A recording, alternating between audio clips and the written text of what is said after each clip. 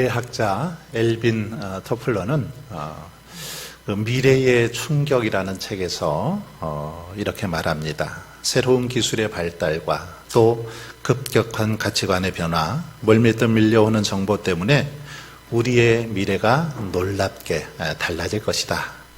그래서 미래는 큰 충격을 받게 될 것이다 라고 말하면서 그 영향이 우리 가정에 제일 먼저 침투에 들어오고 우리 가정의 미래가 매우 비관적이고 또 부정적이고 가정이 와해될지도 모른다라고 그렇게 책에서 기록했습니다. 그런데 정말 그의 예언대로 오늘날 우리 가정은 큰 위기를 맞고 있습니다. 많은 가정이 와해 직전에 있습니다. 큰 상처를 가정들이 있고 많은 그런 결손 가정들이 있는 것을 볼 수 있습니다. 여기저기서 신음하고 탄식하는 가정들이 주변에 참 많이 있습니다. 여러분, 이런 위기의 가정, 이런 시대를 우리가 살아가고 있는데 이런 위기의 가정, 깨어진 가정, 누가 건강한 가정으로 회복시킬 수 있을까요? 어느 누가 이런 가정을 온전하게 회복할 수 있습니까? 국가나 사회나 대학이 할 수 있을까요? 아닙니다. 할 수 없습니다. 오직 우리 성도들, 하나님의 교회만이 이 사명을 감당할 줄 믿습니다. 위기의 가정, 병든 가정을 치유하고 회복시킬 수 있는 것, 바로 오늘 하나님의 자녀들, 하나님의 교회들에게 부여해 주신 사명이기도 합니다. 그러면 어떻게 이렇게 깨어지고 상처 입은 가정들 새롭게 치유하고 회복할 수 있을까요? 오늘 본문은 그 비결을 우리에게 잘 가르쳐 주고 있습니다. 오늘 본문은 흔히 결혼식 주례의 말씀으로 즐겨 사용할 정도로 오늘 말씀은 행복한 가정의 원리를 우리에게 잘 제시해 주고 있는 그런 말씀입니다. 그런데 어쩌면 이 말씀은 조금 거부감을 가질 수도 있습니다. 특히나 젊은 분들 가운데는 이 말씀 좀 시대착오적인 그런 말씀 아닌가 생각하고 좀 거부할 수도 있는 그런 말씀입니다. 그러나 여러분 결코 그렇지 않죠. 감리교의 워너 감독은 그런 말을 합니다. 가정은 그리니치 천문대의 시간과 같이 변화될 수 없는 기본적인 단위이다. 이런 말을 합니다. 그리니치 천문대의 시간처럼 결코 변화될 수 없는 게 이게 가정이라는 겁니다. 무슨 말입니까? 아무리 시대가 변하고 또 사람들의 어떤 가치관이 달라진다 할지라도 가정의 패러다임, 이것은 그리니치 천문대의 시간처럼 결코 변화될 수 없다. 변해서는 안 된다라는 그런 말입니다. 그렇습니다. 세상이 아무리 변해도 이 가정의 가치와 가정의 행복 원리 변할 수 없습니다. 변해서는 안 됩니다. 그러면 어떻게 해야 행복한 가정을 이루어갈 수 있을까요?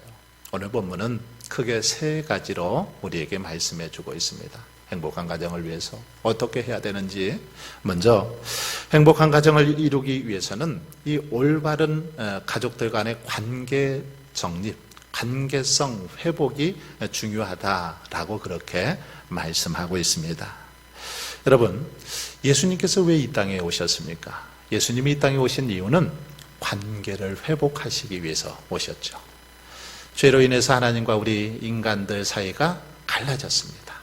막혀버렸죠. 그런데 이 관계를 다시금 회복시키시기 위해서 이 땅에 주님이 오셨습니다.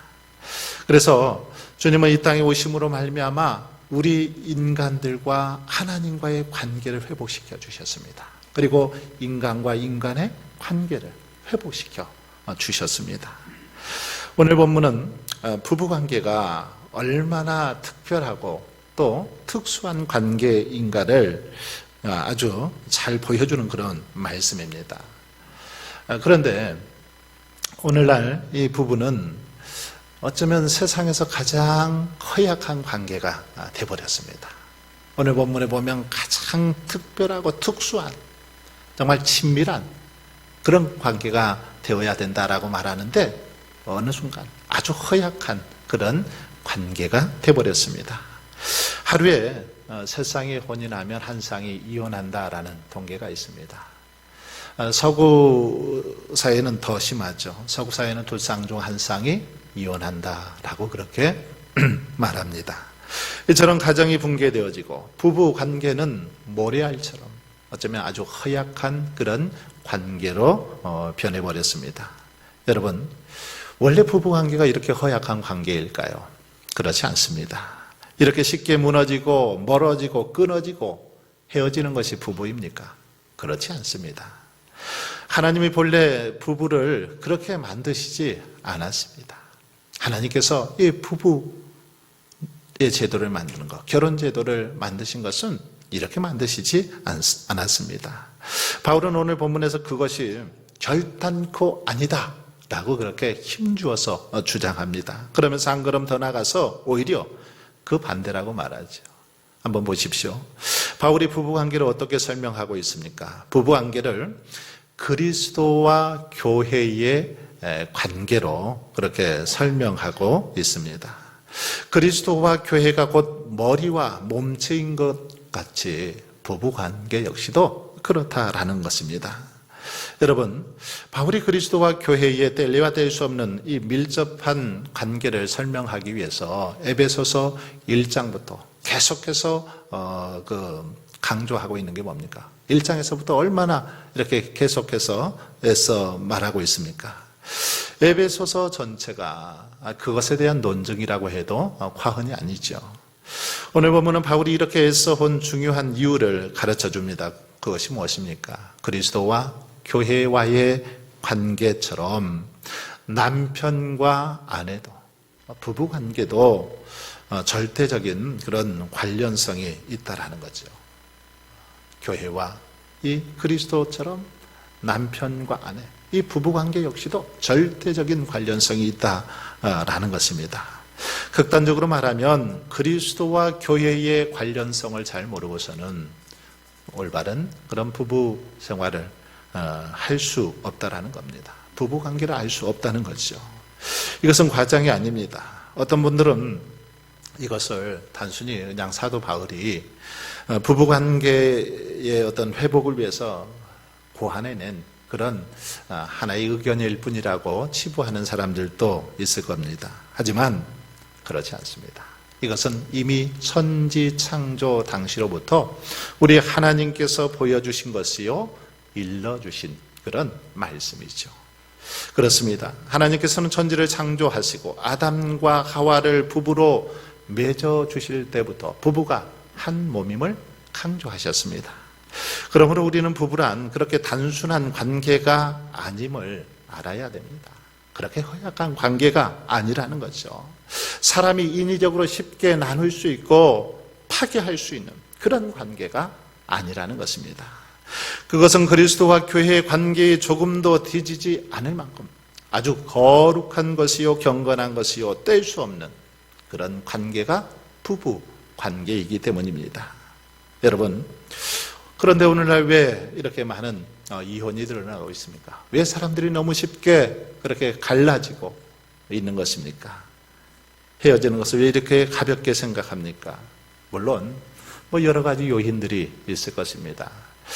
여성들의 지위가 높아지고 경제적으로 좀 풍요해지고 또 어떤 개방 풍조 등 다양한 그런 이유가 있겠습니다만은 가장 중요한 요인은 부부가 그리스도와 교회의 관계만큼이나 절대적이고 특수적인 아주 거룩한 관계라는 사실을 인식하지 못하기 때문입니다. 이 부부 관계가 얼마나 중요한 관계인지를 제대로 알지 못하기 때문에 너무 쉽게 헤어지고 너무 쉽게 그렇게 이혼하더라는 것입니다.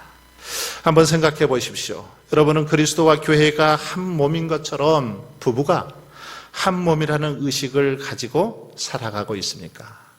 머리와 몸이 분리될 수 없듯이 부부는 분리될 수 없다라는 사실을 인식하고 그렇게 살아가고 있습니까?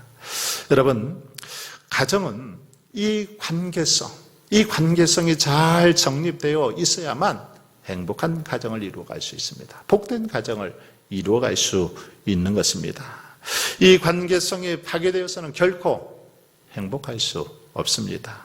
이 관계성을 회복할 때 아내는 남편에게 복종할 수 있는 것입니다. 남편 아내를 진심으로 사랑할 수 있는 것이죠. 22절을 보십시오. 아내들이여 자기 남편에게 복종하기를 주께 하듯 하라. 23절도 이는 남편이 아내의 머리됨이 그리스도께서 교회의 머리됨과 같음이니. 24절도 보시면 그러므로 교회가 그리스도에게 하듯 아내들도 범사에 자기 남편에게 복종할지니라. 혹 여자분들 가운데는 이 말씀이 좀 고리타분하고 오늘날 현실하고는 너무 거리가 멀다 이렇게 생각하시는 분들 있을 줄 모르겠습니다. 남편이 아내의 머리가 된다는 거, 이 말씀이 좀 거슬릴 수도 있을 것입니다. 어떻게 남편이 나의 머리가 될 수 있느냐? 내가 어떻게 남편에게 복종할 수 있느냐? 따지고 싶은 그런 분들도 혹시 있을 것입니다. 하지만 여러분, 이 모든 이 기관에는 머리가 있죠. 모든 기관에는 다 머리가 있습니다. 나라에는 대통령이라는 머리가 있죠. 대학에는 총장이라는 머리가, 학교에는 교장이라는 머리가 있습니다. 회사에도 회장이라는, 사장이라는 그런 머리가 있습니다. 이처럼 어느 조직체이든 그 속에 머리가 있듯이 우리 가정에도 머리가 있다는 것입니다. 우리 가정의 머리 누구일까요? 어떤 사람입니까? 성경은 바로 남편이요, 아버지다라고 분명하게 말씀하고 있습니다. 성경은 분명하게 남편이 가정의 머리고 가정을 인도해 갈, 이끌어 갈 그런 책임이 있다라고 가르쳐 주고 있습니다. 남편이 부인보다 능력이 뛰어나고 또는 아내가 열등해서 이렇게 말씀하신 것이 아닙니다. 이것은 창조의 질서입니다. 하나님께서 그렇게 만드셨습니다. 본래 그렇게 지으셨다라는 거죠. 한 가정을 이끌어가기 위해서는 역할 분담을 해야 하고 질서가 있어야 되겠기에 하나님께서 이렇게 남편의 가정의 머리로 세워주셨다라는 것입니다. 여러분, 만일 어떤 기관에 머리가 한번 둘이 있다고 생각해 보십시오. 회사의 사장이 둘이 있다고 생각해 보십시오. 그러면 이 직원들은 골치가 아플 것입니다. 두 사람의 눈치를 봐야 하니 골치 아프지요. 만약에 사람이나 동물이 머리가 둘이라면 어떨까요? 온전한 사람이라고 말할 수 없습니다. 괴물이지요. 괴물입니다. 그래서 성경은 이 가정의 머리 하나여야 되는데 그 머리는 남편이다, 아버지여야 된다라고 그렇게 증거하고 있는 것입니다. 그러므로 남편은 가정의 머리로서 가정을 잘 이끌어 나가야 할 그런 책임이 있습니다. 가족들의 보호자가 되어야 합니다. 아내를 잘 돌보고 자녀들을 믿음으로 양육해야 할 책임이 있는 거죠. 바로 이것이 가족 관계 안에서 주어진 특별한 그런 은총입니다. 이처럼 우리의 가정이 바른 관계 안에서 가족 간의 관계가 이렇게 바로 형성되어질 때 우리의 가정은 건강하고 행복한 가정이 될 줄 믿습니다. 하지만 이 관계성이 깨지거나 잘못되게 되면 어떨까요? 영적으로 문제가 옵니다. 기도해도 기도가 막히게 되는 거죠. 이 관계가 깨어지면 영적으로 행복한 그런 삶을 살아갈 수 없습니다. 그러므로 우리는 늘 바른 관계를 위해서 노력해야 될 줄 믿습니다. 부부가 서로 사랑의 관계, 신뢰의 관계, 행복의 관계를 이루어가도록 노력해야 된다라는 것입니다. 그럴 때 우리의 가정은 참으로 행복한 가정, 복된 가정을 이루어 나가게 될 줄 믿습니다. 두 번째로 행복한 가정을 이루기 위해서는 역할 분담이 중요하다라는 사실을 오늘 본문은 우리에게 가르쳐주고 있습니다. 25절 말씀은 아내의 역할 강조와 함께 남편의 역할에 대해서도 강조하고 있습니다.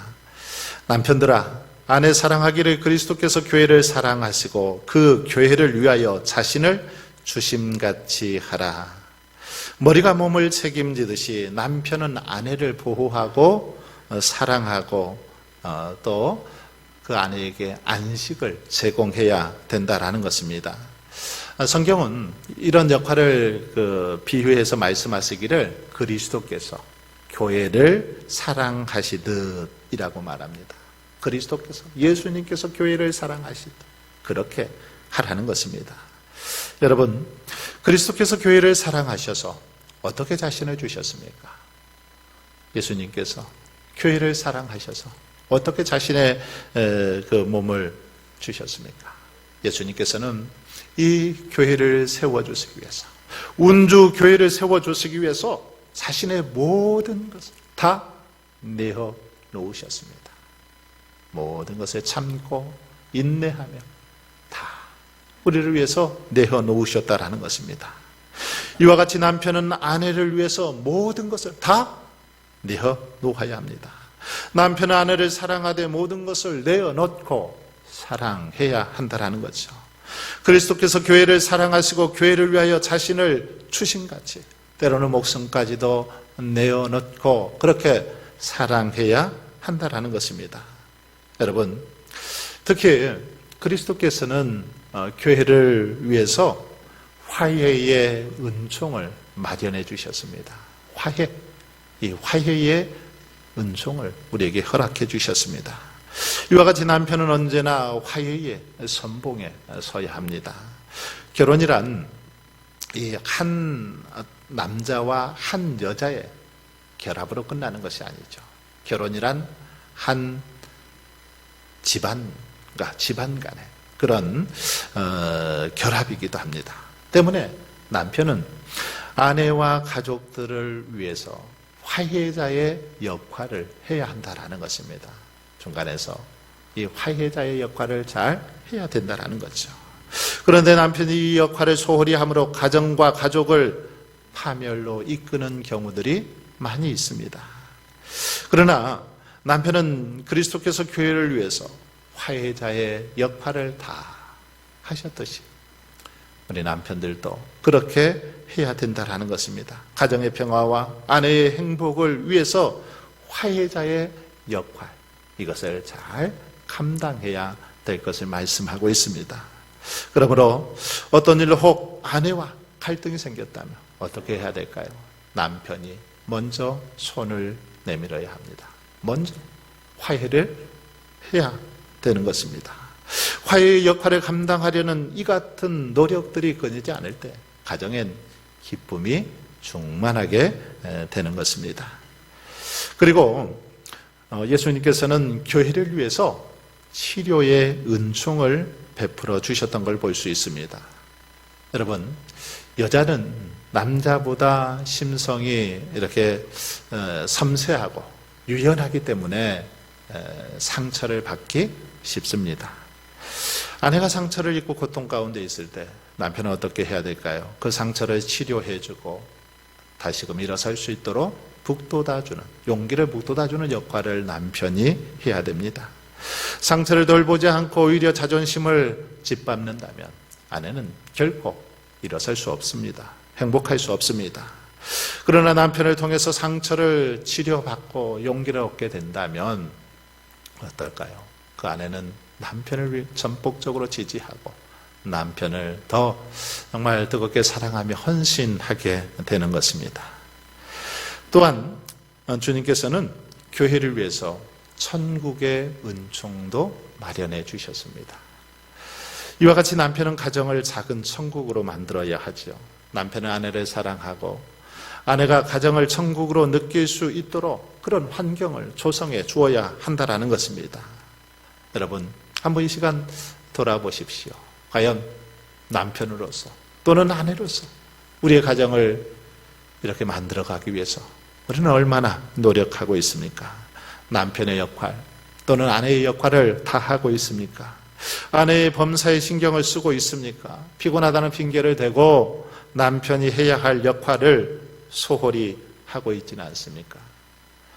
남편은 그리스도께서 교회를 복된 몸으로 가꾸듯이 최선을 다해서 아내를 정말 복된 존재로 그렇게 가꾸어 가야 합니다.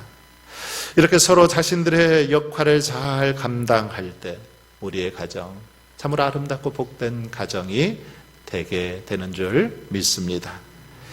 끝으로 행복한 가정을 이루기 위해서는 서로 책임을 져야 할 것을 말씀하고 있습니다. 서로의 책임을 다하라는 것이죠. 가정에서 의무감과 책임감을 가진 사람이 나라를 위해서도 책임을 다할 수 있습니다. 사회를 위해서도 책임을 질 줄 알고 의무를 감당할 줄 압니다. 가정에 책임감이 없고 의무감이 없는 사람, 어떻게 사회에 나가서 책임자의 그런 삶을 살아갈 수 있겠습니까? 그럴 수 없습니다. 여러분, 남편이나 아내는 가족들의 삶을 책임져야 됩니다. 가족들의 의식주 책임져야 하죠. 그런데 오늘날 많은 사람들이 너무 무책임한 것을 볼 수 있습니다. 가끔 이렇게 매스컴을 통해서 들려오는 뉴스를 보면 너무 무책임합니다. 부모가 어린아이를 방치해서 굶어 죽게 하는 그런 사고가 일어나기도 합니다. 부모가 게임에 빠져서 알코올 중독에 빠져서 아이들의 의식주를 책임지지 않는 그런 경우들이 많이 있습니다. 책임지지 않다라는 거죠. 어쩌면 이것은 오늘 우리 사회의 모습이기도 합니다. 우리들의 모습이죠. 사람들은 본성적으로 책임을 늘 회피하려는 그런 경향이 있는 것 같습니다. 아담의 모습을 보십시오. 아담도 선악과 사건을 아내 하와에게 전가시킵니다. 책임을 전가하죠. 하와는 어떻습니까? 뱀에게 전가합니다. 뱀 때문이라고 책임을 회피하죠. 어떤 사람들은 사주팔자 때문이라고 책임을 전가하기도 하고 환경 때문이라고 책임을 떠넘기기도 하는 그런 모습을 볼 수 있습니다. 하지만 여러분, 책임을 회피하는 사람 결코 리더가 될 자격이 없습니다. 책임을 회피하는 부모의 자격이 없다라는 거죠. 지도자는 어떤 상황과 결과에도 책임지는 사람입니다. 부모는 가정을 책임져야 합니다. 아버지로서, 어머니로서의 책임을 다 해야 됩니다. 자녀들 역시도 마찬가지죠. 자녀로서의 책임을 다 해야 합니다. 그럴 때 행복한 가정을 이룰 수 있는 것입니다. 여러분, 러시아에는 이런 격언이 있습니다. 바다에 나갈 때는 한 번 기도하고 전쟁에 나갈 때는 2번 기도하라. 그리고 결혼할 때는 3번 기도하라. 이런 격언이 있습니다. 무슨 말입니까? 그만큼 가정을 이루고 산다는 것이 중요하다라는 것이죠. 가정을 이루는 것이 쉽지 않다라는 것입니다. 사랑하는 성도 여러분, 가정이 없는 곳에 나라는 있을 수 없습니다. 사회도 있을 수 없죠. 거듭 말씀드리지만 가정을 대신할 거 아무것도 없습니다. 가정은 우리 하나님께서 우리에게 주신 가장 귀한 선물입니다. 뿐만 아니라 가정은 하나님이 만들어 주시고 하나님이 함께 하시는 곳이 가정입니다. 때문에 가정은 인간의 힘이나 노력으로 행복을 얻을 수 있는 그런 곳이 아닙니다. 오직 하나님을 믿는 믿음 안에서 아름다운 관계를 맺어가고 서로의 역할을 다하고 책임을 다할 때 행복한 가정, 복된 가정을 이루어갈 수 있는 것입니다. 그러므로 저와 여러분은 가정의 구성원으로서, 한 가정의 구성원으로서 맡겨준 역할, 또 맡겨진 책임을 다함으로 행복한 가정, 복된 가정, 정말 건강한 가정을 이루어갈 수 있기를 바랍니다. 오늘도 저와 여러분이 이런 믿음의 삶을 통해서 하나님의 영광을 드러내며 사시길 주님의 이름으로 축원합니다.